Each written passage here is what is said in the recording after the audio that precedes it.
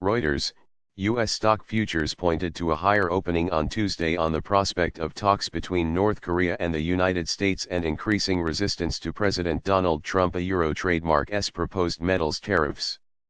North and South Korea will hold their first summit in more than a decade in late April, the South Euro trademark's presidential office said on Tuesday, adding that North Korea was open to talking with the United States regarding denuclearization and normalizing ties. The news added to early gains for U.S. markets, which have been recovering from a bout of concern over the possibility of a global trade war following remarks by Trump last week. A Euro or Eve course, the North Korea news is basically what a Euro trademark's extending yesterday a Euro trademark's rally a Euro said Peter Cardillo, chief market economist at First Standard Financial in New York.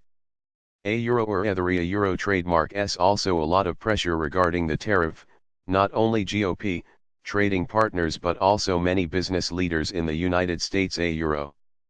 Investor fears were eased after Trump a Euro trademark's threat of hefty tariffs on aluminum and steel was seen as a negotiating tool following his tweet that Canada and Mexico could avoid the tariffs if they ceded ground in the North American Free Trade Agreement, NAFTA, talks.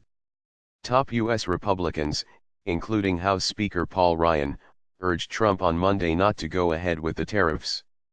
By 7:20 a.m. ET, Dow E-minis were up 164 points, S&P 500 E-minis gained 13.25 points and Nasdaq 100 E-minis rose 44.25 points.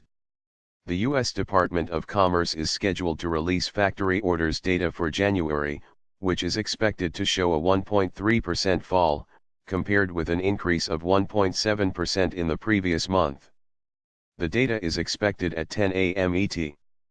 Federal Reserve Bank of New York President William Dudley and Federal Reserve Bank of Dallas President Robert Kaplan are due to speak at different events on Tuesday. Focus will also be on the upcoming February jobs data due on Friday that will show the strength of the labor market. Last month a Euro trademark's U.S. payrolls report showed wages growing at their fastest pace in more than 8 years, fueling concerns that both inflation and interest rates would rise faster than expected that led to a steep market sell-off.